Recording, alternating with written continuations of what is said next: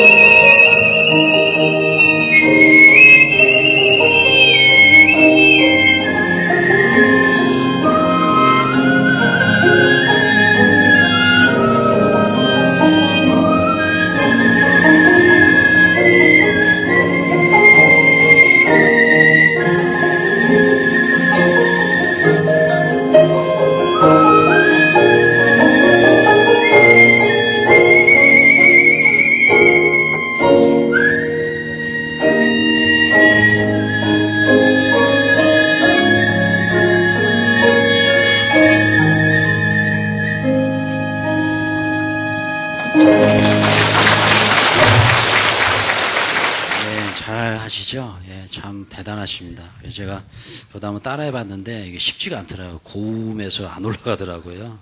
이렇게 제가 이분의 이 특성을 이렇게 영상으로 보면서 참 느낀 점이 있어요. 뭐냐면 하나님께서 진짜 주신 악기가 여기 있구나.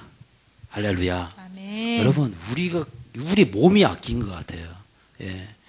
우리 이 특별 새벽기도 때 우리 김영우 형제가 이제 독일 이제 퀼른으로 이제 가시게 되는데, 예, 세계적인 성악가 테너입니다. 근데 이분이 목소리가 악기더라고요. 찬양을 하는데 나 같은 죄인 살리신 하늘 가는 밝은 길이 찬양 부르는데, 야, 하나님께서 우리의 몸을 이렇게 악기로 만드셨구나.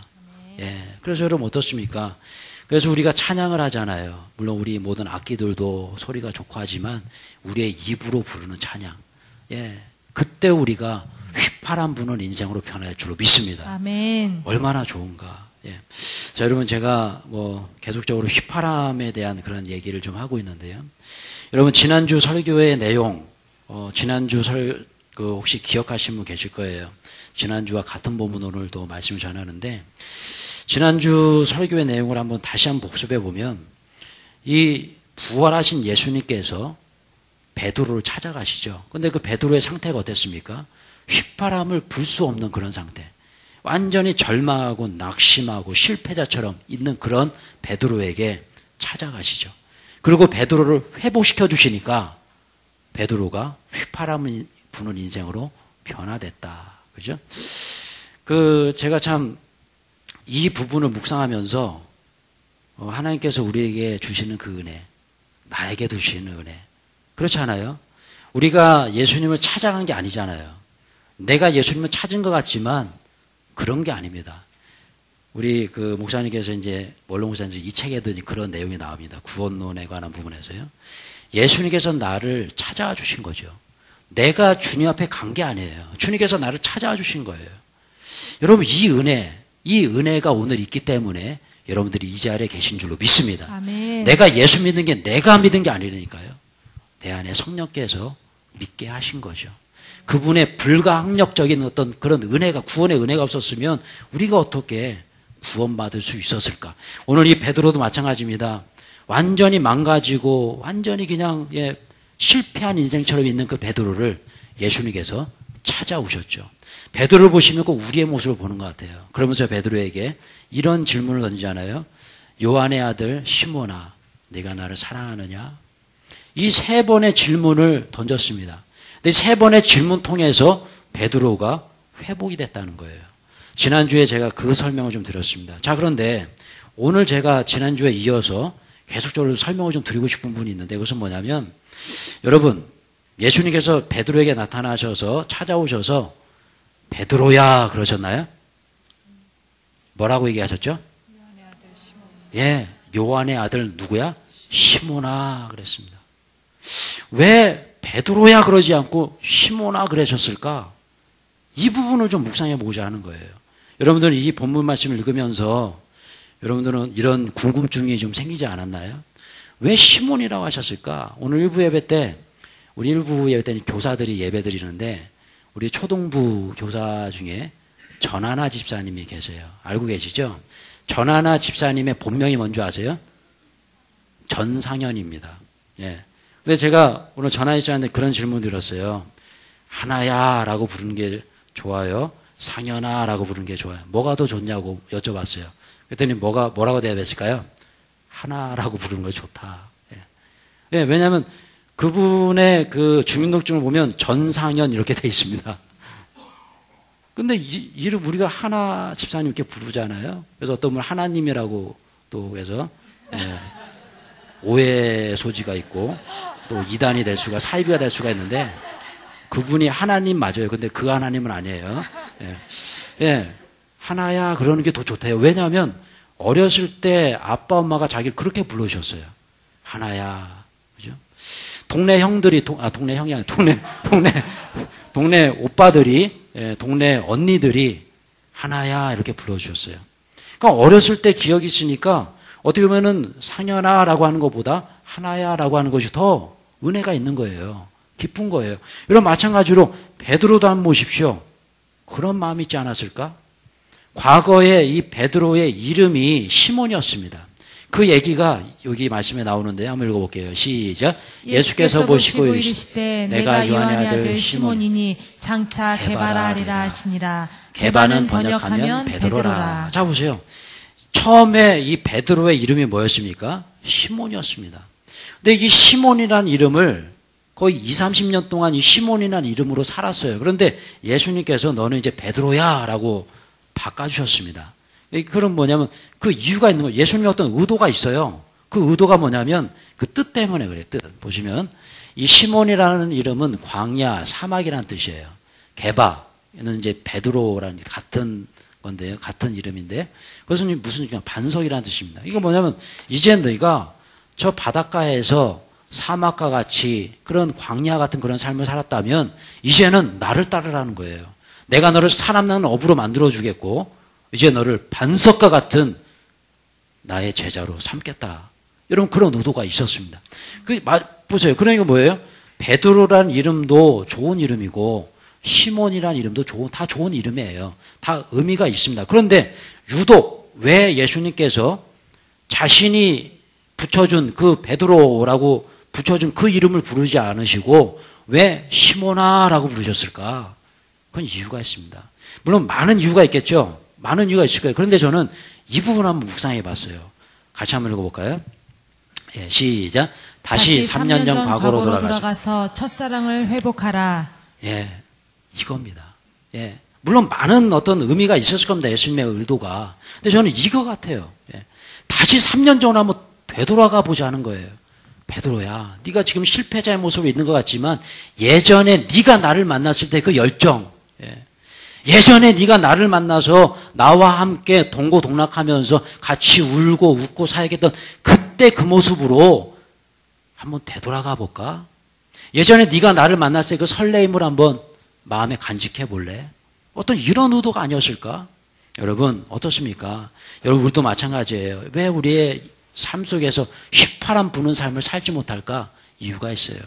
예수님과의 첫사랑을 회복하지 못했기 때문에. 할렐루야. 여러분 예수님과의 첫사랑을 회복하시길 축원합니다. 아멘. 그때 우리는 행복해질 수 있는 거예요. 예수님과의 그 첫사랑. 여러분 어떻습니까? 여러분 우리 부부가 오늘 오신 분들도 계시고 그래요. 여러분 그 부부간에 내 아내와 내 남편의 어떤 그 과거의 첫사랑 기억나십니까? 그 첫사랑을 생각할 때 행복하나요? 후회가 되나요? 예? 대답해 보세요. 행복하세요? 후회가 되세요? 대답이 없으신데? 예. 행복하시죠? 예, 행복하세요. 그 첫사랑을 생각할 때 행복한 거예요. 우리 이 내용원의 묵상, 이 책에도 우리 원로 목사님께서 원로 사람을 향한 애틋한 그 사랑의 표현이 있습니다.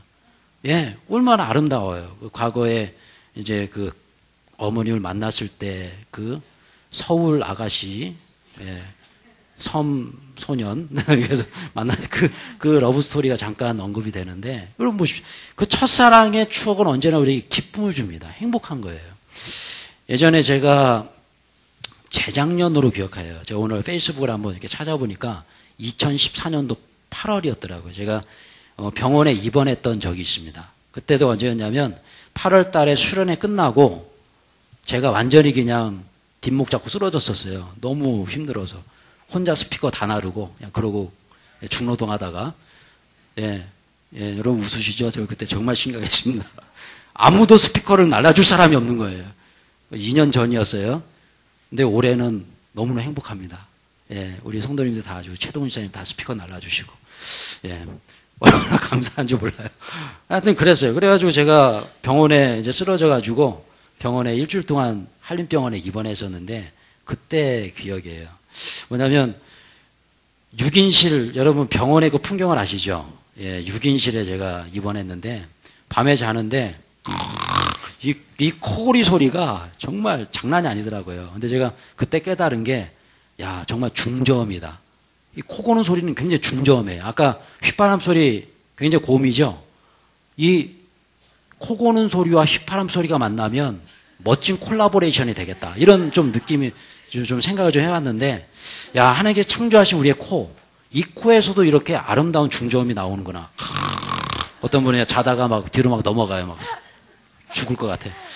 도저히 제가 견딜 수가 없는 거예요. 제 옆에 사이드에서 막 스테레오로 막 들러오는데, 야, 정말 너무너무 힘들어요. 근데 그러다가 또 저도 자요. 근데 저도 자다가 저도 골아. 제가 막 누구야 막 이러. 내가 골았어. 잠이 안 오는 거예요. 그래가지고 한 11시쯤 정도 돼가지고 이제 병원에, 한림병원 가면 각 층마다 휴게실이 있습니다. 휴게실에 대형 TV가 있고, 그런데 의자도 나와 있고. 11시쯤 딱 나와보니까 아무도 없는 거예요. 그래서 TV를 딱 틀고 이제 보는데 그 TV에 유희열의 스케치북. 맞나요? 제목이 맞나? 예. 그 음악 프로그램이 이렇게 나오는 거예요. 음악을 듣는데 너무 좋더라고요. 예, 목사가 가요 좋아하면 안 되는데. 옛날 생각이 나면서 그게 옛날 곡을 많이 틀어주잖아요. 마음이 되게 좋더라고요. 그냥, 편안하고, 네, 정서적인 만족감이 막 밀려오는 거예요. 근데 그 유희열 씨 맞죠? 유희열 씨가 이제 누군가를 소개해 주시는데 이러는 거예요. 아마 여러분들 나이가 좀 있으신 분들은 다 아실 겁니다. 한동안 우리 한국 그 그룹 사운드를 풍미했던 멋진 그룹이 있었는데, 그러면서 혹시 아시나요? 이치현과 번님들? 네, 아마 좀 나이가 있으신 분들은, 저의 또래 분들은 아마 제가 굉장히 좋아했던 그룹이었거든요. 이치현과 번님. 근데 이치현과 번님들이 불렀던 노래 중에 히트곡 하나가 있습니다. 아시네. 집시. 네. 그 집시 여인이 딱 나오는데요. 가슴이 막 찌릿찌릿한 거예요, 막, 이게. 막 미치겠는 거예요, 막. 너무너무 좋은 거예요, 막. 그래서 이 부분에서 이제 이 가사가 있어요. 예, 이 가사. 이 부분에서 막 폭발이 되는 거예요. 내 마음에도 사랑은 있어. 뭐 이런. 죄송해요. 이 설교 시간에 이런 세속적인 유행가를 제가 부르다니. 너무너무 막, 마음이, 왜 그러냐면, 제가 이치현과 번님들을 너무너무 좋아했거든요. 근데 이때 저의 아내를 제가 짝사랑하고 우리 아내를 따라다니고 막 그랬던 기억이 있었습니다.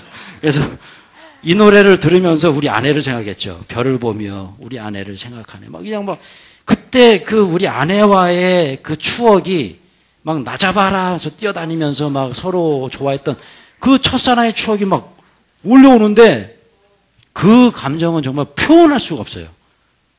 막 부글부글 끓어요. 막 어떻게 되지? 너무너무 막 찌릿찌릿. 정말 제가 신선한 그런 신비로운 체험을 했는데, 예, 여러분 그냥 은혜로 받아주세요. 제가 그때 머리가 두통이 엄청나게 심했습니다. 근데 이 이치현과 번님들의 이 노래를 듣고 우리 아내와의 첫사랑으로 가슴이 가득 차니까, 마음에 가득 차니까 어지럼증이 사라져버리는 거예요. 그때부터 제가 회복이 되기 시작하는데 그냥 회복이 돼버렸어요.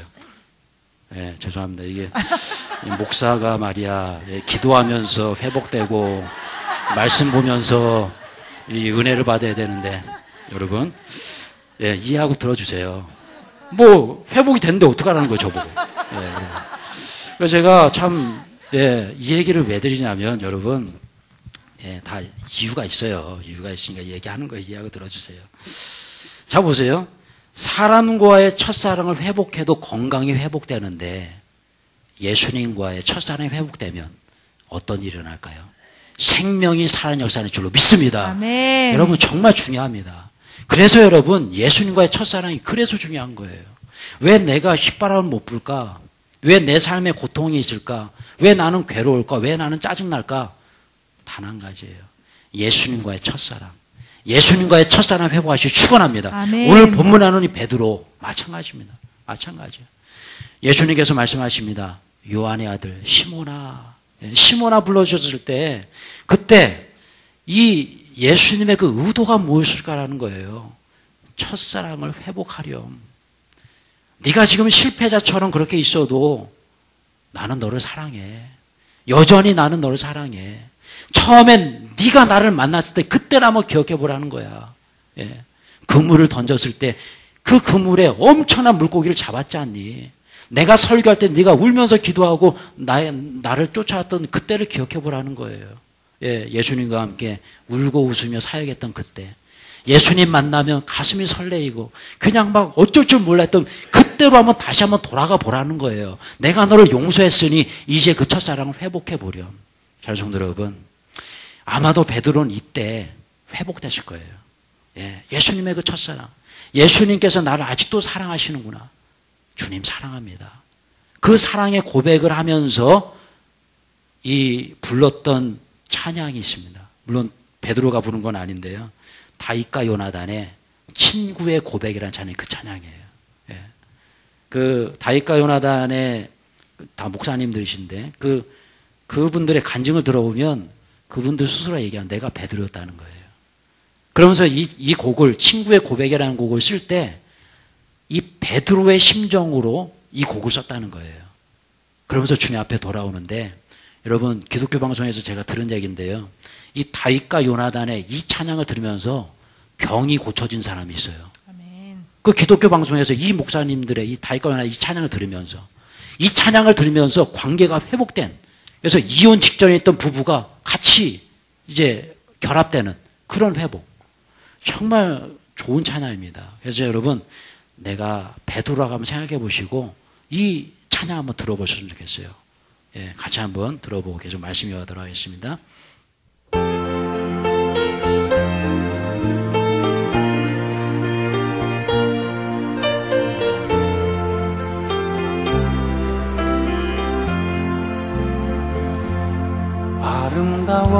아름다웠던 지난 추억들,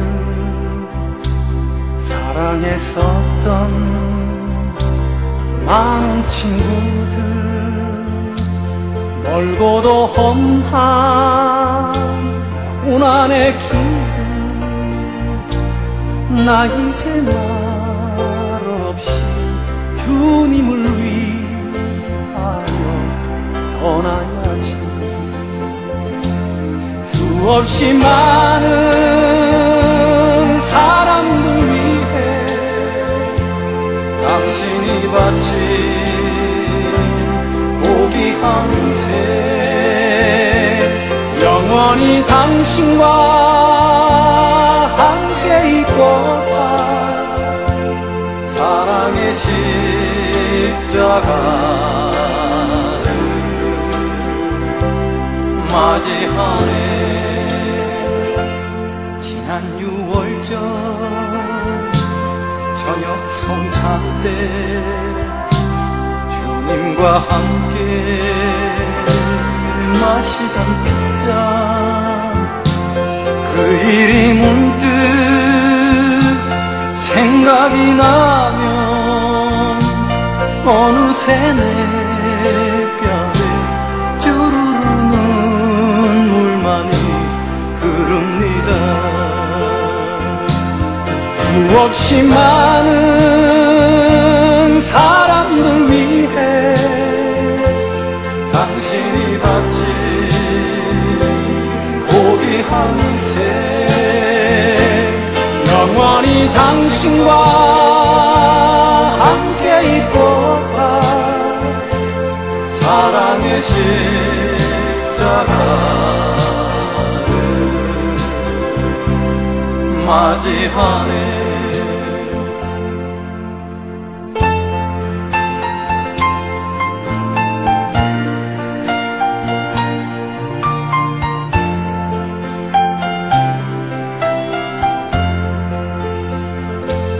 새벽가 울 때 난 외로웠어.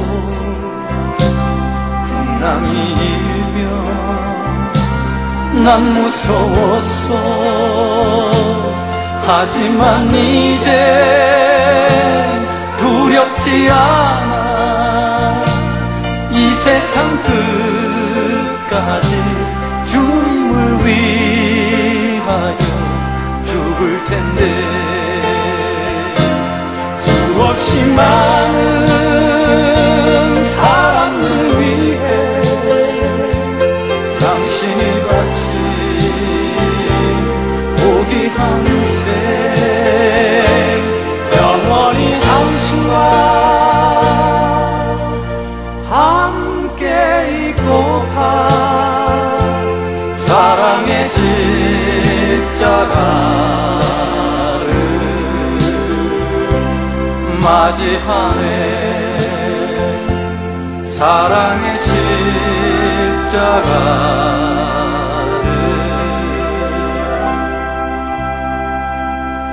맞이하네.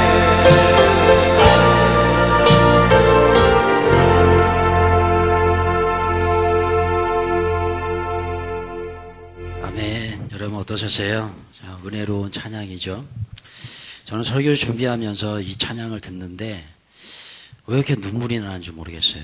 구구절절 이 베드로의 심정이 느껴지더라고요. 내가 베드로였구나. 여러분, 예수님께서 베드로의 과거 이름 요한의 아들 시모나 그 이름을 불러주십니다. 아마 그때 베드로는요, 순간 예수님과의 그 많은 추억들이 떠올랐을 거예요. 가슴에 메어지고 눈물 나면서 회개하고 그 과거, 예수님과의 그 첫사랑의 추억 속으로 들어갔겠죠. 여러분, 그때 회복의 역사가 일어납니다. 아멘. 여러분, 우리도 마찬가지예요. 우리도 예수님과의 그 첫사랑의 추억 속으로 들어가야 돼요. 예.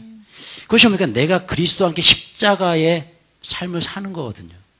예수님의 그 십자가의 그 사랑, 그 첫사랑의 추억 속으로 들어가시길 축원합니다. 아멘. 그때 베드로는요, 다시 한번 예수님께서 시모나, 요한의 아들 시모나라고 불러주셨지만 예수님께서 지어주신 그 베드로라는 이름을 다시 한번 마음에 새겼을 거예요. 그 이름이 뭡니까? 반석이에요. 반석. 예. 그래, 나는 반석이야. 나는 실패자가 아니야. 아마 이렇게 고백했을 겁니다. 같이 한번 고백하며 볼게요. 시작. 이제 나는 사막과 같은 인생이 아니야. 더 이상 나는 실패자가 아니야. 이제 나는 승리자야. 반석과 같이 흔들림 없는 믿음의 사람이야. 할렐루야. 찬송도 여러분, 저 여러분도 마찬가지입니다. 이 고백으로 살아가시길 축원합니다. 아멘. 때론 우리가 베드로처럼 실망을 안겨들 때가 있어요. 실패자로 살 때가 있습니다. 예, 또 죄짓고 또 나쁜 짓 할 때가 있어요. 그런데 여러분, 그래도 끝까지 우리 예수님은 나를 사랑하신다는 거죠.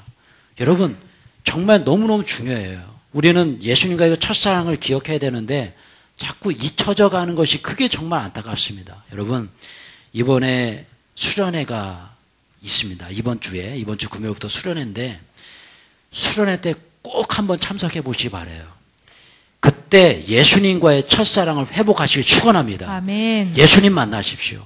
그 기도원에서 부르짖고 정말 예수님과의 그 은혜를 내 안에 풍성히 누릴 때 그때 우리는요, 휘파람 부는 인생으로 변화될 줄로 믿습니다. 아멘. 여러분, 여기까지 지난주에 제가 이 부분을 좀 설명드렸는데 오늘 이제 그 다음 본문부터 18절부터 좀 제가 더 깊이 한번 묵상을 해봤으면 좋겠는데요.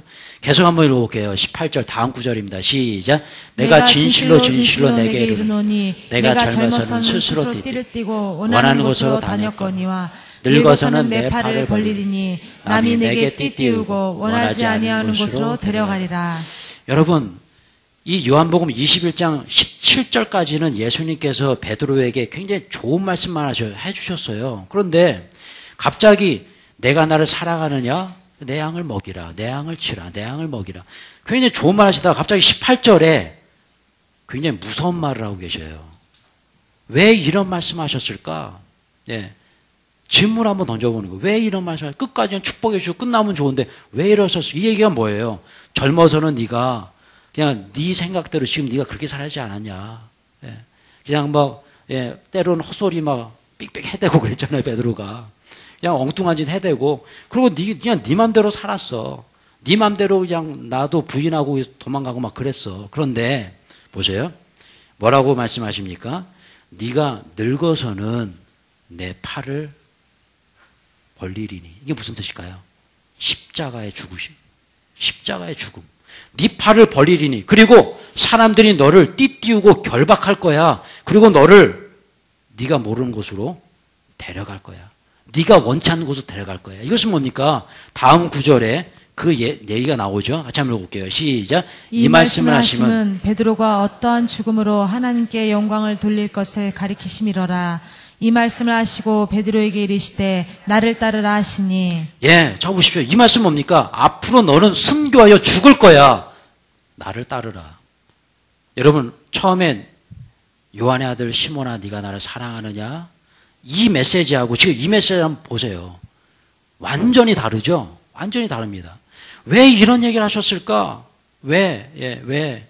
자, 그러자 베드로가 이런 예수님의 이런 정말 전혀 예상치 못한 분위기가 좋았거든요. 분위기 좋다가 갑자기 이런 얘기를 하시니까 베드로 순간 당황합니다. 그러면서 뭐라고 얘기합니까? 계속 한번 읽어볼까요? 시작. 베드로가 돌이켜 예수께서 사랑하시는 그 제자가 따르는 것을 보니 그는 만찬 속에서 예수의 품에 의지하여 주님을 파는 자가 누구오니까 묻던 자더라.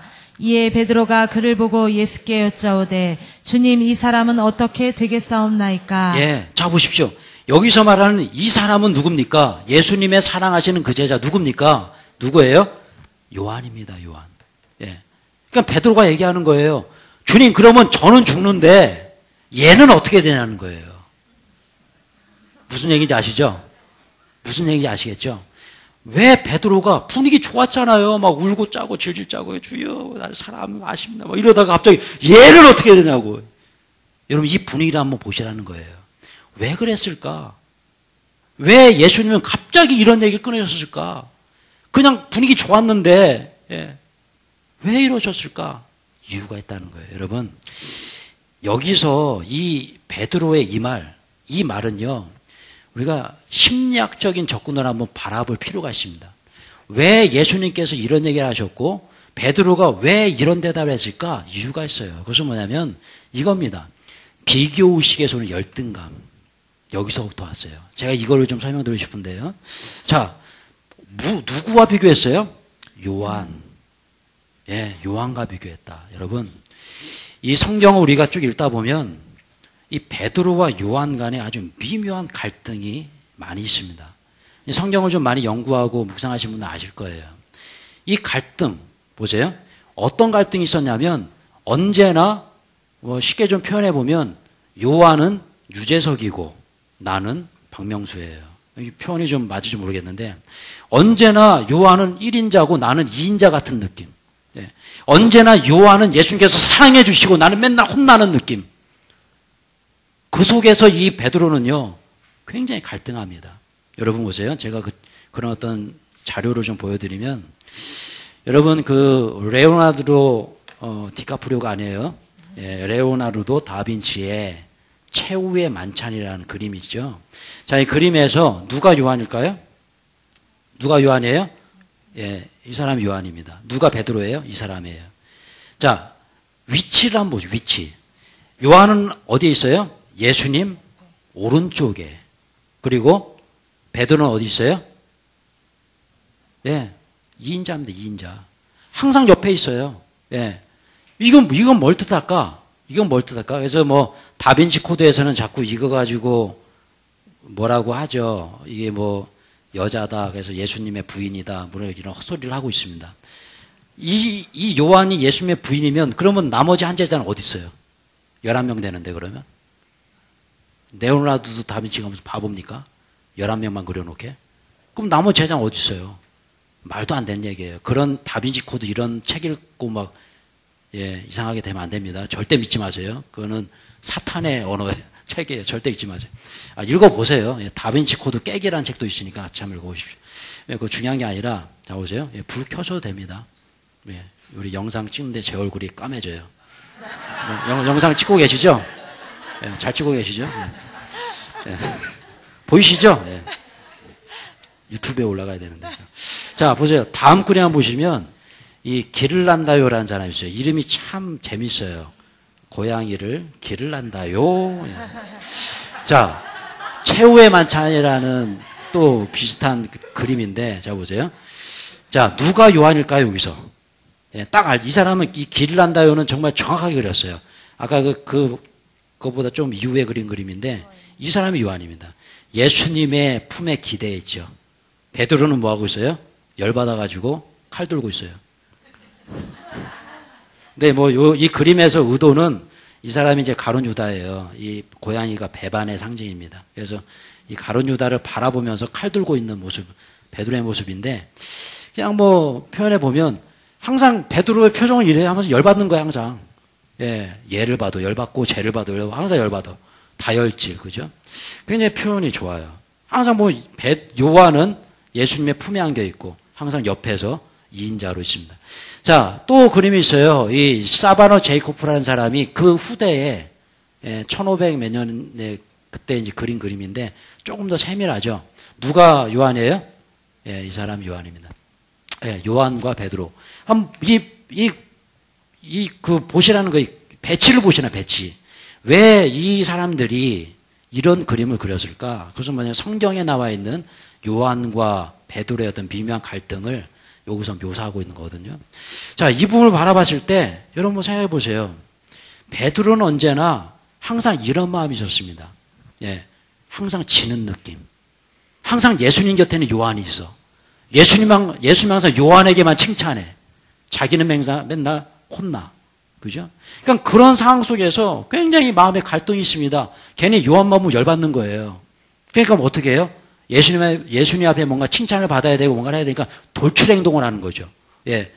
돌출 행동합니다. 그런 어떤 돌출 행동이 그의 언어로부터 나오는데 그 언어가 바로 열등감, 낮은 자존감, 여기서 출발.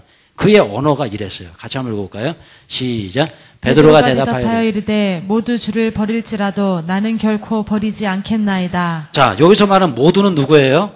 예수님의 그 모든 제자들 중에 그 중에 누구를 지목하여? 요한이에요. 예. 쉽게 말하면 이 모든 제자들이 다 주님을 버릴지라도 저는 버리지 않겠습니다. 그 중에 저 요한이란 저 녀석이 예수님을 버릴지라도 저는 안 버려요. 그랬던 베드로가 나중에 어떻게 됩니까? 예수님을 배신하죠. 그런데 신기한 것은 그 요한은요, 예수님의 제자들 중에 유일하게 요한만 예수님의 십자가 곁에 끝까지 있었던 사람이에요. 까잖아요. 예수님이 얘기하잖아요. 어머니 마리아에게, 요한에게 내 어머니를 부탁한다. 십자가에서. 요한이 있었거든요. 베드로는 어떻게 했어요? 예수님 부인하고 저주하고 도망갔어요. 그 상태에서의 베드로의 마음을 한번 생각해 보시라는 거예요. 마음이 얼마나 고통스러웠을까. 끝까지 진 거예요. 나는 쟤한테 졌어. 나는 실패자야. 항상 그 열등감 속에 살았던 그 베드로. 예, 여러분 바로 이 부분입니다. 바로 이 부분이에요. 예. 여러분, 우리 예수님은요, 아마도 이 베드로의 이 연약한 부분을 알고 계셨을 거예요. 왜냐하면 3년 동안 같이 다녔거든요. 베드로를 바라보니까 맨날 비교하거든. 비교해. 다 잘났는데 나만 못났어. 그러니까 자꾸 돌출 행동해. 그죠? 관심 가져달라는 거잖아요. 그럼 예수님 맨날 혼나. 맨날 이렇게 살았습니다. 여러분, 그런데 예수님은 이 베드로의 그런 연약한 부분까지도 사랑하신 줄로 믿습니다. 아멘. 사랑하셨어요. 그래서 여러분 보세요. 지난주는 예수님과의 관계 회복을 위해서 예수님께서 그렇게 회복해 주신 거예요. 예수님과의 관계가 회복이 됐어요. 그런데 또 해결되지 못한 뭔가가 있어서 그게 뭐예요? 사람과의 관계. 베드로 그 중심에 있는 그런 열등감, 낮은 자존감, 그거를 해결하지 못한 거예요. 베드로는요. 예수님과의 관계는 회복이 되는데 사람과의 관계가 회복이 안 된 거예요. 예수님은 그걸 아신 거예요. 그리고 이 베드로에게 말씀하십니다. 그 사람과의 관계 회복을 위해서 주시는 아주 귀한 말씀이 있어요. 그게 바로 이 말씀이에요. 같이 한번 읽어볼까요? 시작. 예수께서 이르시되 내가 올 때까지 그를 머물게 하고자 할지라도 내가 무슨 상관이냐. 너는 나를 따르라 하시더라. 할렐루야. 여러분, 너는 나를 따르라. 이거 뭐냐면 다른 사람 비교하지 말고, 다른 사람 비교하지 말고, 그죠? 한번 읽어볼게요. 시작. 자꾸 옆 사람과 너를 비교하지 말고, 자꾸 옆을 바라보면서 실패하지 말고, 베드로야 나만 바라보렴. 내가 도와줄게. 이거거든요. 베드로에게 자꾸 그걸 얘기한 거예요. 자꾸 바라보지 마. 요한 바라보지 말고, 다른 사람 바라보지 말고, 나를 바라봐. 내가 도와줄게. 장성들 여러분. 여러분 보세요. 베드로의 사건을 제가 좀 설명을 드려보면, 베드로가 무리를 걸었던 사건 아시죠? 자, 베드로가 무리를 걸었을 때에 왜 그런 행동을 했을까라는 거예요. 예. 베드로의 어떤 이런 심령 상태, 어떤 정신 세계를 쭉 묵상해 보면 분명히 그런 마음도 있었을 겁니다. 어떤 마음이냐면, 여러분, 그 예수님께서 어둠 속에서 무리를 걸으실 때에 뱃속에 제자들이 있었죠. 그 제자 중에 누구도 있었을까요? 요한도 있었을 겁니다. 베드로는 그랬을 거예요. 아마 그런 마음도 있었을 거예요. 요한 너는 이렇게 못하지 나는 이렇게 하는 사람이야. 주님 저를 무리로 걷게 해주십시오 라고 얘기했을 때 그 베드로의 마음속에 어떤 마음이 있었을까요? 니들은 그렇게 못해. 나는 할 수 있어. 그런 마음을 갖고 걸었기 때문에 어떻게 된 거예요? 빠져버렸죠. 만약에 예수님만 바라보고 걸었다면 빠졌을까요? 절대 빠지지 않았을 겁니다. 이미 베드로의 마음속에는요, 그렇게 남들과 비교하면서 뭔가 내가 잘난 것을 보여주고 싶은 그런 마음이 그게 어디서부터 오냐? 열등감에서부터 왔다는 거예요. 다른 사람들과 내가 못한 것 같은 느낌. 이거라도 내가 해가지고 예수님께 인정받아야지. 예수님 뭐라고 말씀하십니까? 믿음이 적은 자요. 여러분 마찬가지입니다. 우리도 마찬가지요. 왜 예수님께서 베드로에게 이렇게 나타나셨을까? 보세요. 계속 한번 읽어볼까요? 시작. 이에 베드로가 그를 보시고 예수께 여짜오되 주님 이 사람은 어떻게 되겠사옵나이까? 여러분 이제 이 말씀이 이 얘기가 이해가 되시죠? 뭐냐면 요한은 어떻게 되냐? 나는 죽는데 얘는 어떻게 되는 거예요? 이것은 뭡니까? 계속 한번 읽어볼게요. 이 얘기예요. 시작. 주님 억울합니다. 제가 죽을 때까지도 저 요한이라는 녀석에게 패배하고 있군요. 이거예요. 해결이 안 된 거예요. 예수님과의 관계는 회복이 됐는데 이 요한과 사람과의 관계는 회복이 안 된 거예요. 여러분 우리가 신앙생활 하다 보면 이런 분들 많이 만나요. 여러분 그렇지 않습니까? 기도는 정말 잘하는 것 같아요. 예배는 정말 잘 참석합니다. 그냥 정말 은혜스럽게 막 할렐루야 그러고 살아요. 그런데요 사람과의 관계 문제가 있어요. 자꾸 누구를 생각하지 마시고 나를 생각하세요. 나. 하나님과의 관계가 회복이 됐는데 사람과의 관계도 회복이 돼야 되는 이게 안 되는 거예요. 이건 정말 문제입니다. 그죠? 예수님은 그걸 아신 거예요. 그러면서 이 베드로에게 나타나셔서 그 문제까지도 완전히 해결시켜 주시고 베드로를 회복시키는데 바로 이겁니다. 너는 나를 따르라. 너는 나를 따르라. 비교하지 마. 다른 거 바라보지 마. 나를 바라봐. 아멘. 여러분 마찬가지입니다. 우리도 마찬가지예요. 하나님과의 관계, 사람과의 관계가 회복되기 위해서는 이것이 가장 중요합니다. 예수님만 바라보시 축원합니다. 아멘. 우리 이 고백인데요. 김영희 사님께서 한번 좀 읽어주세요. 베드로야, 너 또 그러고 있니? 왜? 나만 바라봐야지. 왜 자꾸 요한을 바라보니? 왜 아직도 마음이 흔들리니? 이제 베드로야, 나를 똑바로 쳐다보렴. 나만 바라보고 나를 쫓아오렴. 나는 너를 이 땅과 저 영원한 천국에서 최고의 사람으로 만들어주고 싶단다. 이제 내 마음속에 있는 열등감과 비교하려는 마음을 내려놓고 나만 바라보고 따라올래? 너는 이제 순교자의 반열, 최고의 영광과 축복 속에 거하게 될 거야. 아멘. 할렐루야. 여러분 어떠십니까? 이 이야기가 나를 향한 예수님의 말씀이라고 생각하세요. 아멘. 여러분 어떻습니까? 우리가 이 땅을 살다 보면 요즘 이 세대가 그렇죠. 굉장히 열등감 속에 살 때가 많아요. 다 잘난 것 같아요. 나는 별로 잘난 것 같지가 않아. 다 잘 사는 것 같은데 나만 못난이 같아. 그런데 여러분 그런 생각이 들 때마다 여러분 이 문장을 꼭 마음에 새기시길 축원합니다. 같이 한번 고백하며 읽어볼게요. 시작. 예수님은 실패자를 회복시켜서 승리의 사람으로 만들어주신다. 할렐루야. 아멘. 여러분 바로 이 말씀이에요. 우리 예수님은 실패자를 들어 사용하신 줄로 믿습니다. 아멘. 어떤 목사님이 그런 표현을 하시더라고요. 예수님은 실패자만 사용하신다. 이런 강력한 표현도 하시더라고요. 저는 굉장히 그 말에 공감했어요. 여러분 우리 예수님은요 실패자만 사용하신 줄로 믿습니다. 아멘. 왜요? 실패를 맛보지 않은 자는 주님의 뜻을 알지 못해요. 실패를 경험하지 못한 자는 예수님의 십자가를 이해하지 못해요. 왜요? 우리 예수님의 그 십자가가 실패의 상징이거든요. 죄인들만 십자가를 지는 거거든요. 그 십자가를 지신 그 예수님도 실패를 경험했습니다.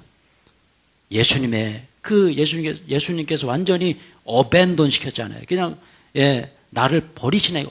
어찌하여 나를 버리시나이까. 예수님 하나님과 떨어져서 실패를 경험하셨어요. 그렇기 때문에 상처 입은 치유자 되셔서 우리를 치유하신 줄로 믿습니다. 아멘. 여러분 마찬가지예요. 우리도요. 내 삶에 실패가 없다면 우리는 성공할 수 없어요. 내 삶에 실패가 없다면 하나님께서 들어 써주시지 않습니다. 그래서 여러분 저는요 너무너무 감사해요. 저는 실패를 너무 많이 해봤기 때문에 너무 많이 왔어요. 미국에 10년 동안 실패의 연속이었습니다. 좌절과 절망 속에서 얼마나 허덕이면서 살았는지 몰라요. 지금도 뭐 마찬가지로 실패 연속이에요. 그래서 참 감사해요. 나 같은 실패자도 주님께서 사랑하셔. 여러분, 이 본문의 베드로를 보시면 누가 생각이 납니까? 나잖아요, 나. 내가 그 모습 아니에요. 베드로가 다른 사람이 아니라 나예요, 나. 근데 여러분, 우린 실패했기 때문에 휘파람을 못 불죠. 근데 여러분, 실패했기 때문에 휘파람을 불 수 있는 줄로 믿습니다. 아멘. 왜요? 우리 하나님은 그 실패자를 사용하시기 때문에, 그 하나님을 내가 믿고 있기 때문에, 아멘. 우리 예수님이 그 실패한 베드로를 찾아왔기 때문에. 아멘. 사랑하는 성도 여러분, 그렇기 때문에 여러분, 예수님의 그 십자가가 제가 말씀드렸죠. 실패의 상징이에요. 근데 그 실패의 상징인 예수 그리스도께서 어떻게 되셨습니까? 승리하셨잖아요. 아멘. 3일 만에 부활하셨잖아요. 아멘. 여러분, 오늘 베드로 한번 보십시오. 베드로는요, 정말 실패자 같아요. 12명의 제자를 한번 보세요. 베드로는 아마 이런 생각을 했을 거예요. 나는 어부 출신인데, 나는 출신인 너무 미천한 사람인데, 남들을 바라보니까 이 마태 같은 사람은 세리 출신이에요. 귀족 출신이에요. 뭔가 이 사람 바라보면 나는 너무나 작아져요. 예. 예수님의 직접 제자는 아니었지만 예수님의 제자처럼 사역했던 누가 의사였습니다. 저 사람은 의사인데 나는 뭐야? 나는 미천한 어부 출신이야. 예. 여러분, 예수님의 제자 중에는요, 열심당원도 있었어요. 열심당원은 뭐 지금을 말하는 국회의원.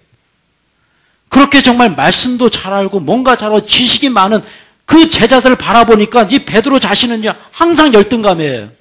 나는 왜 이러지?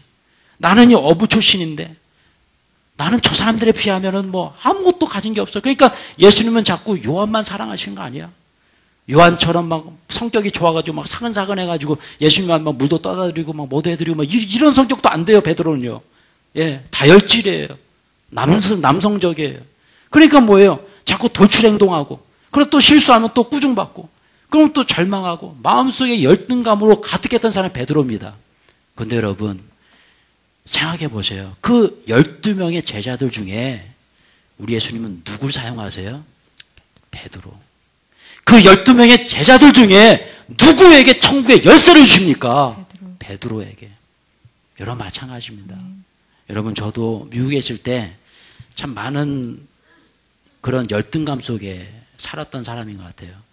예, 제가 미국에 있을 때 이렇게 보면은 다 키가 커요. 막 등치도 어마어마해요. 저는 작아요. 초라해진. 예. 학교를 다니면 이제 같이 우리 교회에서 사역했던 전사님 두 분이 계셨는데 같이 학교를 다녔어요. 근데 그 전사님들은 한 분은 1.5세고 한 분은 거의 어렸을 때 와가지고 거의 영어권이에요. 근데 같이 시험을 봐요. 항상 그 친구들은 제 옆에 앉아 있어요. 저를 뭐 도와준다고. 왜냐면 제가 교육부 디렉터, 교육목사고, 예, 교육부 전도사님들이니까. 그래서 제가 뭐 이렇게 이해가 안 되고 그러면 무슨 소리 한 거 그러면서 가르쳐주고 막 그랬어요. 항상 보면 저는 열등감이에요. 왜냐면 시험을 봅니다. 뭐 그 사람들이야 뭐 영어권이고 다 영어 잘하니까 시험 딱 보내면 탁탁탁 해서 쓰는 그 연필로 쓰는 소리가 공포감으로 느껴져요. 사사사사사사 쓰는. 저는 막 생각해야 되고, 막 해석해야 되고, 막 번역해야 되고, 막 생각해서 쓰는데 너무너무 느린 거죠. 거의 뭐 시험 뭐 반도 안 돼가지고 이게 탁 덮어요. 거의 덮는 소리가 진짜 이게 뭐지, 가슴이 철컥. 벌써 시험이 끝났나? 나는 반도 못 풀었는데. 그러면 또 손 드는 거예요. 시간이 없어서 뭐. 그러면 교수님이 불쌍한지 나가서 풀래요. 그럼 복대 나가지고 푸는 거예요, 혼자.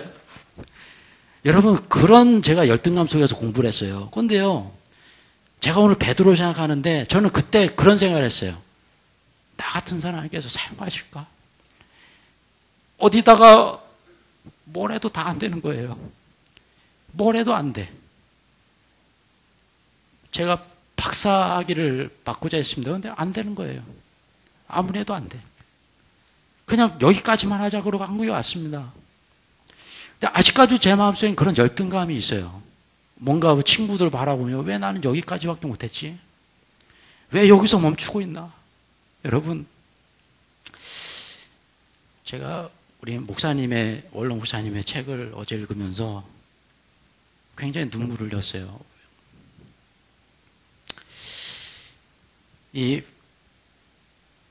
제가 책을 읽고 저희 아버지 어머니께 문자를 드렸습니다.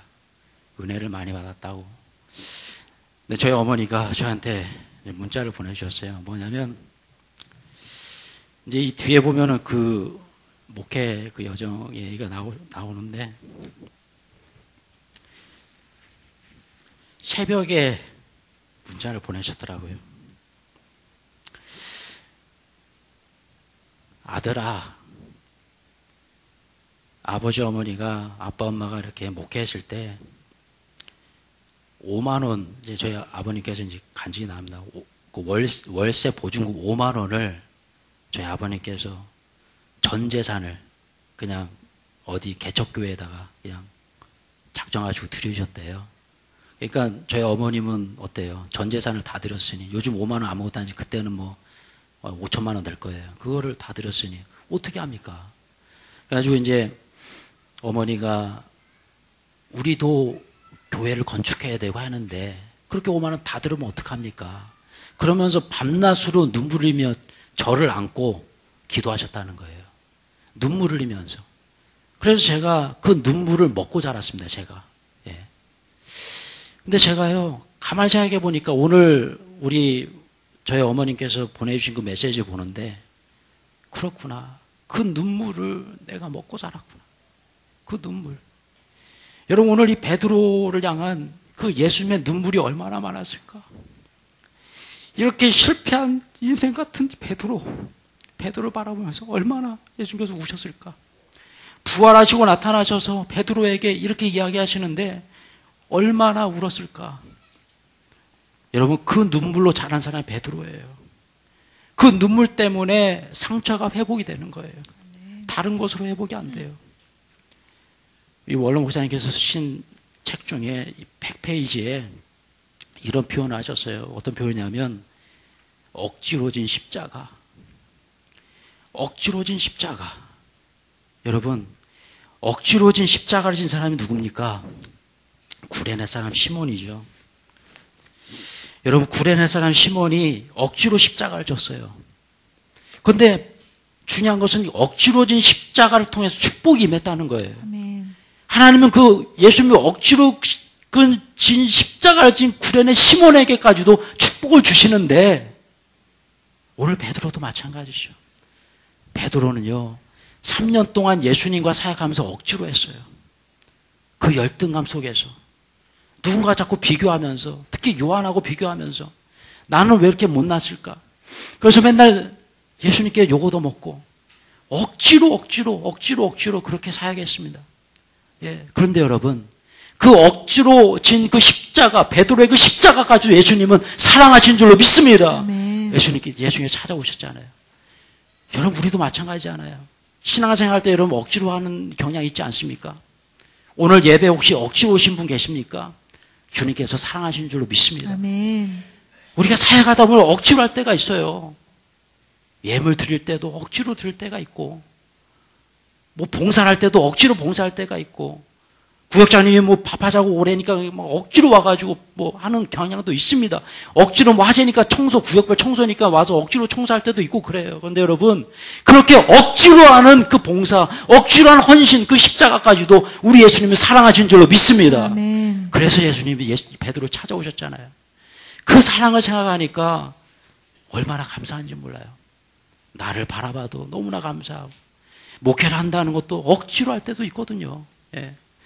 여러분 마찬가지 아니겠습니까? 이 베드로가 그 억지로 했던 그 억지로 진 그 십자가까지도 사랑하고 나를 찾아오신 그 예수님 바라볼 때 그때 회복이 돼요. 아멘. 그리고 예수님께서 말씀하시죠. 이제 다른 거 쳐다보지 말고 십자가를 바라봐. 아멘. 나를 바라봐. 십자가를 바라봐. 그래서 베드로가 나중에 십자가에 거꾸로 못 박혀서 순교하잖아요. 여러분 이것이 바로 베드로의 삶이었어요. 사랑하는 여러분, 오늘 이 본문에 나오는 베드로를 바라보면 여러분 이 베드로가 나의 모습인 것 같아요. 여러분들의 모습일 수 있습니다. 여러분 십자가를 바라보십시오. 아멘. 비교하지 마시고요. 열등감 속에 살지 마시고요. 혹시 이 시간에 그런 열등감 때문에 힘들고 자꾸 비교하고 남들은 다 잘 된 나는 왜 이럴까? 남들은 다 높은 것 같은데 나는 낮은 위치에 있는 것처럼 느껴진다 할지라도 여러분 그래도 우리 예수님은 여러분들의 손을 붙잡고 계심을 믿습니다. 아멘. 그래도 우리 예수님은요 끝까지 우리를 버리지 않으시고 사랑하실 줄로 믿습니다. 아멘. 그리고 오늘 예수님께서 베드로에게 결론적으로 하시고 싶은 말씀이 바로 이 말씀이라고 저는 믿습니다. 같이 한번 고백하며 읽어볼게요. 시작. 요한의 아들 시몬아, 이젠 억지로 십자가를 지면서 나를 따라오지 말고 휘파람 불며 기쁨으로 나에게 올래? 할렐루야. 사랑하는 성도 여러분, 이제 우리가 억지로 십자가를 졌다면 물론 그런 모습도 하나님께서 기뻐하시지만 이번 한 주간 동안 기쁨으로 십자가를 지시고 휘바람 불며 사시는 여러분 모두가 되시길 축원합니다. 아멘. 자, 우리 찬양하고 부르고 기도하는 시간 갖도록 하겠습니다.